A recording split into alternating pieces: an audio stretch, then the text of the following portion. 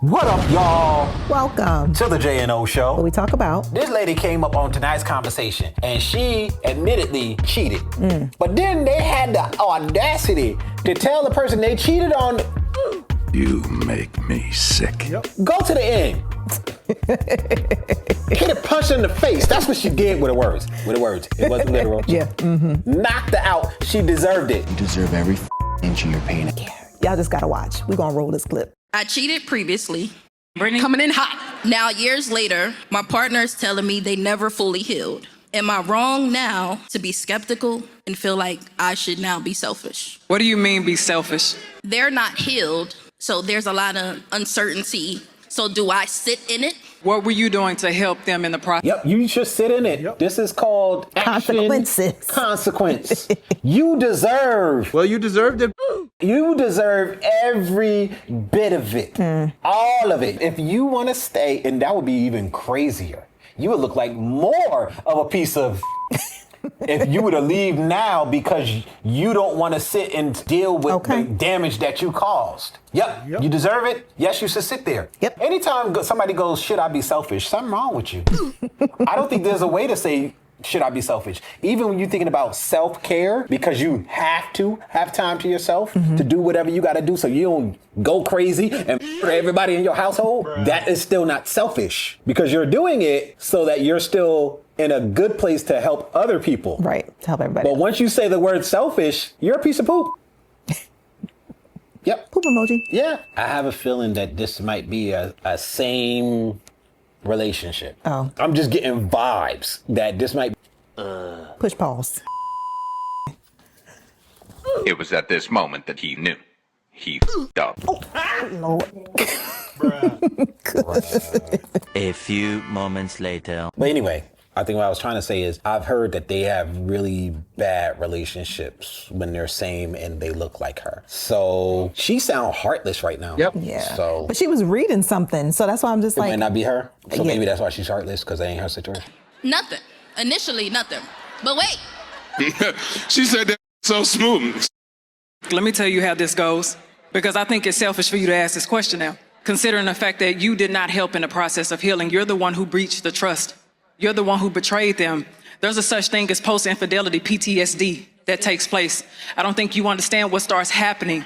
The frequent flashbacks, the nightmares, the panics, the anxiety, the uncertainty, all of those emotions, moments where you can't even hear about infidelity in movies, certain people, certain places, certain smells, certain sounds, all of these things are now triggers.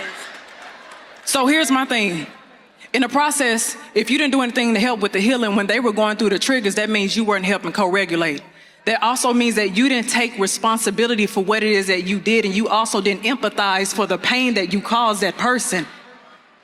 The problem is, the offending partner always wants to put a timeline on when somebody is supposed to heal. That part. Y'all jokers is heartless. That part. That's just heartless.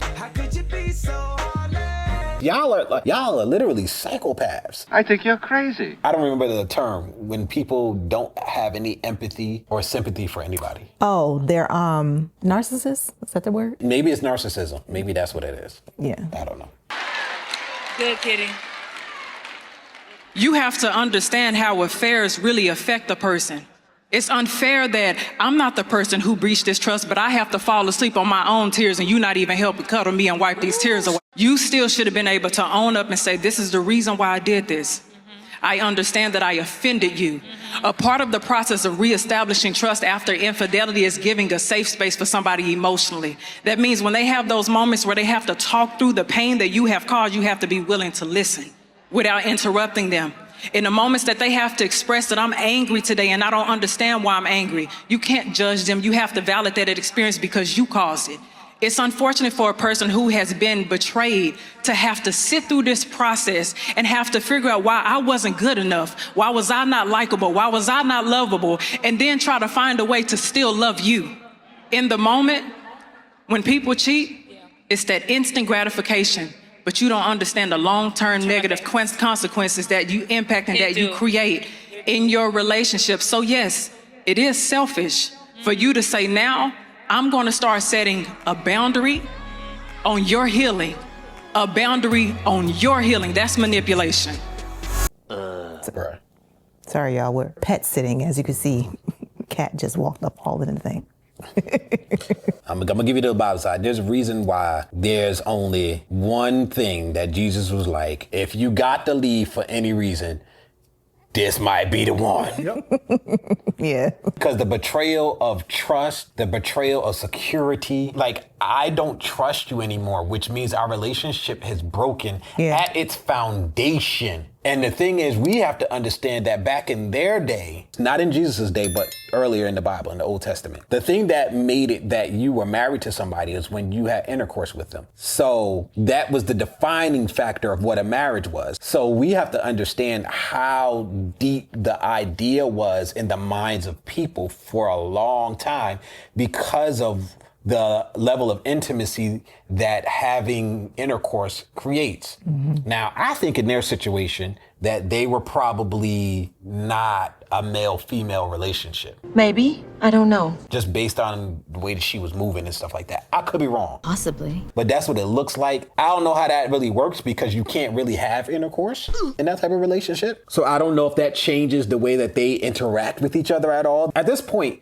you're dealing with so many psychological factors that is way beyond my scope to be trying to figure out what the heck is going on. There's a reason why that's one of the few things that almost everybody agrees, oh, that's what happened? Oh yeah, that's why y'all broke up. All right, cool. Yeah. Marriage with kids, you can destroy everything based on that. And people be like, oh, okay, I get it. Yep. Because it's...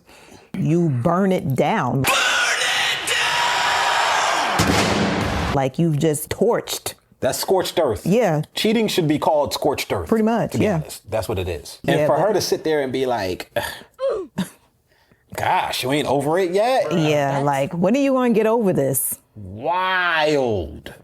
Well, bro, she actually had the audacity to come out and ask that question in front of thousands of people. Yo, people brave. They got balls. I'm just saying. Can I say that? I mean, she might be the one who does have that in a relationship. I don't know. I don't know. But the level of heartlessness, if I were the other person, I wouldn't even be trying to salvage the relationship. Yeah. What for? Like, you care nothing about me. You don't care about me at all, do you? Ooh, I don't know. I wonder, for people who are like that, well, number one, of course, it's selfish as hell. Yep. That's number one. But number two, they've never been on the receiving end, I wonder, of being cheated on. Maybe they have, and they've completely closed themselves off, and they no longer allow themselves to be vulnerable. Or maybe enough to go through it again. Maybe that. Maybe. Because I'm just like, bruh. This what it looked like when you got 32 bodies. Man, like, you just don't crazy. care. Because you don't connect to anybody, you don't understand how much you can hurt somebody else because you don't allow yourself to be that vulnerable anymore. And I think that a lot of people are in that mentality because we have this environment where everybody is just slanging axes and walls everywhere without even having to have commitment. And I think that destroys your ability to really connect with somebody. And I think that's one of the reasons why people are so like, oh, I don't understand why cheating is such a big deal. Right. I know that's just not most people. But the ones that are, I think that's part of the reason why they got that Yeah, bad. it's like, oh man, it happens. Everybody does it. Get over it. Just get over it. Their ability to pair bond is cut the crap, so they can't really connect with anybody anymore. I don't know. That was wild. Yeah, but, that's wild. But I'm glad Kitty went ahead and she did what she had to do. Yeah, she did a thing as per usual. But anyway, you guys go ahead and comment your thoughts down below and let us know, what do you think? Should there be a timeline? Like, is a year enough? Is 2 years enough? Is 5 years enough for the person who was cheated on to feel okay with the person that they're with? You already know how we feel, but let us know your thoughts. Okay, and a little tip, a little health nugget for you guys for today. So a lot of us, well, maybe I shouldn't say a lot of us, but I feel like a lot of us, we work indoors. You know, we're in offices, we're at home, ever since the Rona, a lot of us work from home and things of that nature, and we don't necessarily get that much outdoor time. Vitamin D is essential. The purest form of vitamin D basically is from the sun. Vitamin D helps with a lot of different things that you may not even realize. The obvious, just because we heard about it growing up, vitamin D coming from milk, bone health is one of them, but it also helps with a lot of other things that you'd be surprised about. So spend time daily in the sun, even if you just gotta go stand and bask in it, okay? It's good for you.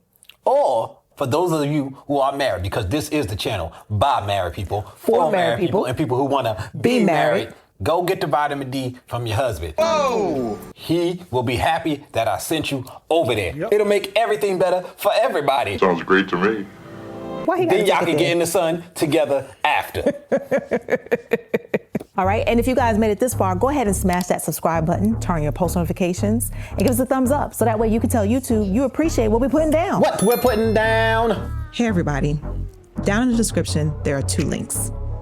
One is to a GoFundMe, and the other one is to a video that explains what the GoFundMe is for. Long story short, we have a medical situation with our daughter that we have to pay for everything out of pocket, and we could really use you guys' help. If you have the time, we'd love for you to go check it out. If you have the money, the funds, we'd love for you guys to help. If not, maybe you could send a link to somebody else who can help. We thank you for your time. Thank you. Press the off button.